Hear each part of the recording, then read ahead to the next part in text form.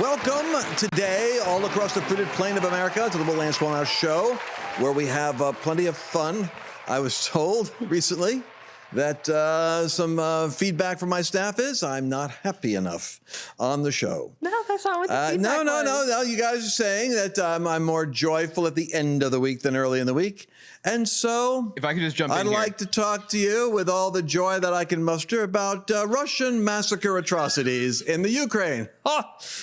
If I could just jump in here, if you're happy and you know it, tell your face. If you're happy and you know it, tell your face. So funny. It's like I don't know if Carl and Jonathan have this yet, but like I have a whole peanut gallery that gives me feedback on the show. So it's like my mom, my aunt, my husband.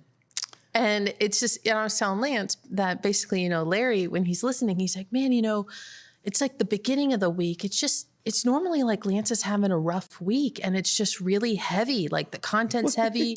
He seems really upset. But then, I pray for him and I start to notice towards the end of the week, things really start to lighten up and it's a little more hopeful, a little more perspective, what God's going to do in the midst of it. And I had to explain that our recording schedule is such that Monday and Tuesday is Real America's Voice. Wednesday and Thursday is what we record, Tuesday. And then Friday is like you live at an event, like with the anointing on you. And then you've got Saturday, which is level 10. And then Sunday is Bible study. So it definitely gets a little bit better towards the end of the week. Less intense. I think there's also like a little bit of the Seinfeld influence where he has like the anointing of the Costanza around the holidays. So it's like we have to start the week with the airing of grievances. He has a lot of problems with you people. And he needs to air them. And then after he's expelled all of his demons, he goes, let's talk about hope. Rest of it's for the rest of us. I just want to say that I had a real aha a moment ago in that I remember you saying, well, we're getting feedback from people that, that they also want to hear what I have to say. Now I realize it was your mom, your husband, and your aunt. That's not true. Just now I'm putting together who the people are that were giving me, and I'm giving you more airtime because I'm thinking, well, if this is what the people want. It's not true. You love my insights. No, I do. I mean, perhaps this is kind of coincidence that, well, they were right. Anyway. I have people who write in actually to my Facebook page to give you feedback and send things to you. So I also have this is like with Gordon Pennington. I had him on recently, and the feedback I got was from Gordon. Gordon needs to talk more. So I realized it was his mother, his wife, and his aunt. I know that was feedback Gordon gave you. Yeah, people same feedback Gordon Pennington gave me. All right, well, Gordon's brilliant. I saw some Facebook comments like that too, where it's like, Lance, let Gordon talk more. Yeah, what the heck? I said, go out to do a redemption, have the inner healing for the whole audience. So I didn't let Gordon talk enough. Anyways, normally we love your Gordon insights. does talk. What do you got for us today? Let's get Gordon on the phone, see what he has to say about this. All right, so what do we got today? All right, now, happy news. It's natural for me, but I'm not going to talk about Elon Musk.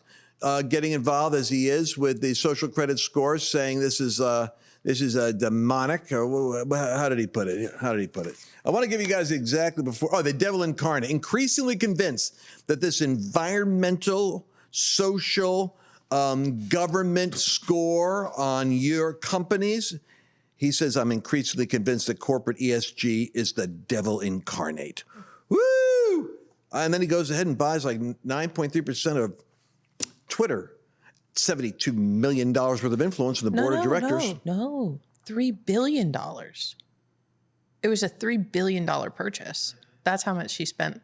No, wait a second. I thought it was $72 million, and it's evaluated as a $3 billion company. You know what? You said that in the last episode, and I Googled it because I was like, I thought it was $3 billion. And the news article I read is $3 billion. Well, I'd like that fact checked by 700,000 people listening to this broadcast. Anyway, and just sell us a note if you like me happier. I'm going to give you some happy. Well, I got happy news today, so it's easy to do. But it doesn't have to be happy. I think it's just the delivery. Oh, not negative, not angry, not intense? Yes. Okay, I just verified it. Elon Musk purchased 73.5 million shares at a value of $3 billion. Oh my gosh, I was completely wrong. I said $73 million. It's $3 billion. $3 billion. 73.5 million shares. Oh my gosh. Well, I want to insert this into the last broadcast. Cut it in there, please. Yep. Edit it in there. That's $3 billion, not 72 million like Mercedes said. I didn't say that. All right, now. I get enough comment hate. Okay, let's be real. I'm just glad Carl's here to take some of that. I'm telling you that right now the big news is this. Look, guys, it's important. Let me get this thing out of my ear. In the world right now, the European Union, the World Economic Forum, these cats are trying to crash the dollar. I think that there's a sinister, demonic influence in Washington, in the Democratic Party, like the Party of Davos and the Party of Demons. They want to open the border to hemorrhage, I believe, the United States by flooding us with immigration, illegal immigration, to create a future voting group for the Democrats, the socialists, who will promise plundering America in order to give money for votes. They're going to turn this place into a hellhole like Venezuela. And I say that as happy as possible. The reality is they're killing American fossil fuel. We have the energy. And what's particularly egregious is that we're going to Maduro in Venezuela. We're going to our enemies. We're going to Russia, weirdly enough. We're going to Saudi Arabia. Doesn't want to sell it to us. It doesn't want to help us.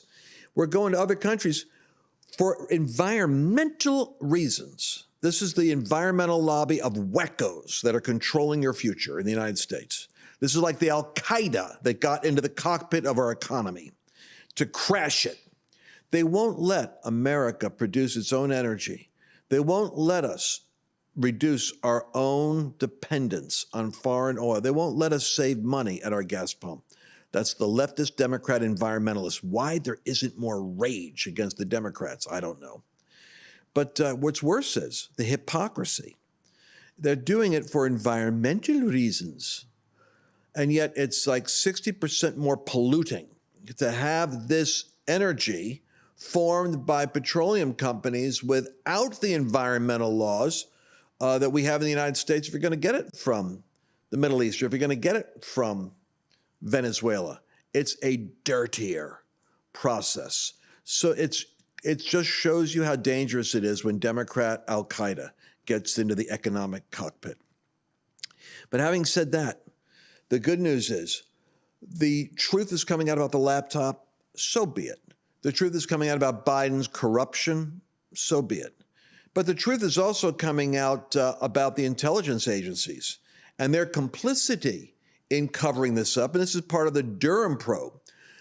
Donald Trump is now filing a suit against Hillary Clinton, and the Democratic Party has had to go virtually back him up in their own version of censorship because they recognize that money was taken from the DNC for the purpose of working with the intelligence community in Europe to dig up fake information on Trump that would be coming out through various devious channels to come out in the United States in order to kill Donald Trump's election possibilities. 2 years of probes were finding out ripping off America of government was by the left-wing Democrats with a lying document they manufactured and the intelligence community helped to substantiate. I pray that there is a wrecking ball that hits the corrupt intelligence regime. There is so much more waiting for you over at lancewallnau.com/podcast. This was only an excerpt. This isn't the whole episode. There's so much over there. Be sure you go check it out. lancewallnau.com/podcast. See you over there.